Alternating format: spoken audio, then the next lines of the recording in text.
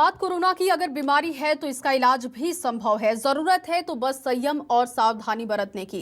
हम कई बार उदाहरण में ये बात सुनते हैं, लेकिन इस बार इसे तथ्यों के साथ दोहराया है दुनिया के मशहूर मेडिकल जर्नल द लेंसेट के एक्सपर्ट्स ने। इन एक्सपर्ट्स ने महामारी के खिलाफ देश को 8 मंत्र सुझाए हैं और दावा किया है कि अगर ये 8 मंत्र फॉलो किए गए तो देश से महामारी का अंत निश्चित है।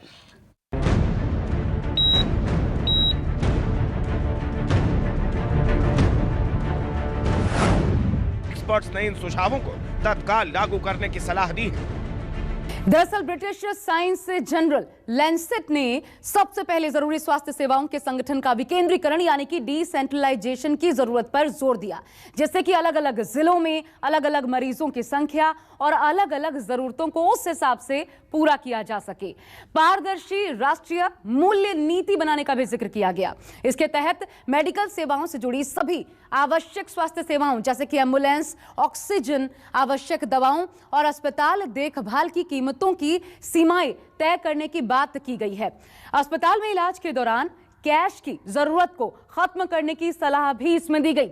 साथ ही सभी लोगों के लिए मौजूदा स्वास्थ्य बीमा योजनाओं में इलाज के खर्च को कवर करने की सलाह भी दी गई है। इसके अलावा तीसरे सुझाव में राज्यों को स्थानीय भाषा में लोगों को महामारी की जानकारी और जरूरी उपायों की जानकारी देने की सलाह दी गई।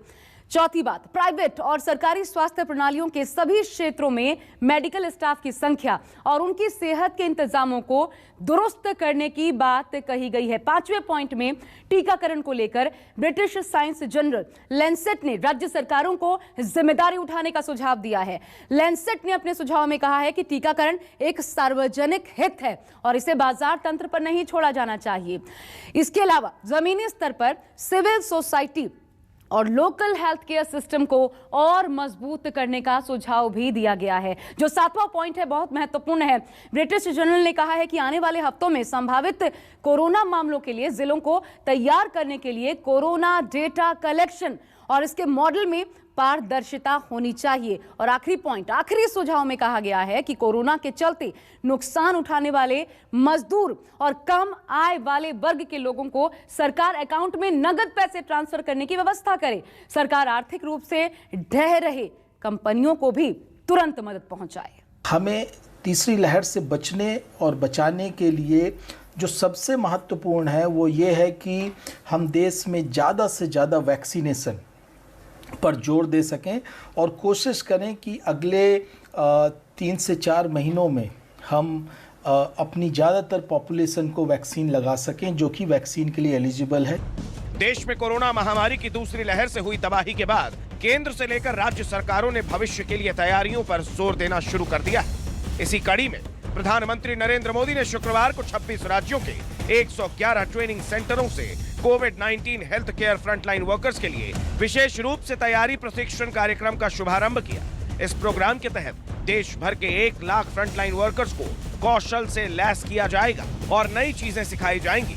पीएम मोदी ने कहा है कि ये कोर्स 2 से 3 महीनों में ही पूरा हो जाएगा, इसीलिए लोग तुरंत काम के लिए उपलब्ध भी हो जाएंगे। फ्रंटलाइन वर्कर्स के विशेष प्रशिक्षण कार्यक्रम के तहत उम्मीदवारों को निःशुल्क ट्रेनिंग और स्किल इंडिया का सर्टिफिकेट दिया जाएगा।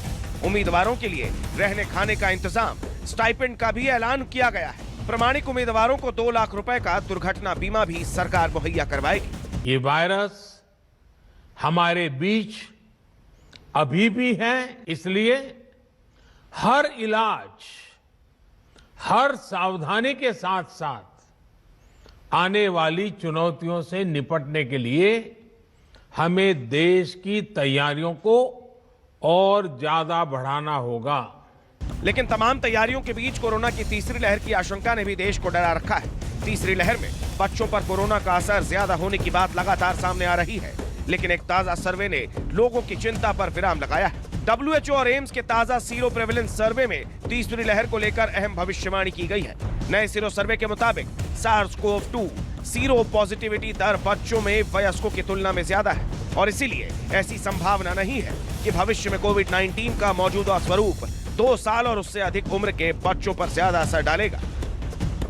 कोरोना को समझने और उससे निपटने वाले सर्वे और शोध हर रोज नई जानकारियां दे रहे हैं, लेकिन एक बात ऐसी है जो कहीं नहीं बदली है। और वो है कोरोना से खतरा। दुनिया को कोरोना से अभी भी निजात नहीं मिली है और ऐसे में जरूरत है सावधान रहने की, सुरक्षित रहने की, क्योंकि सावधानी ही कोरोना को खत्म करने का आखिरी और एकमात्र हथियार है। Bureau report, news 24।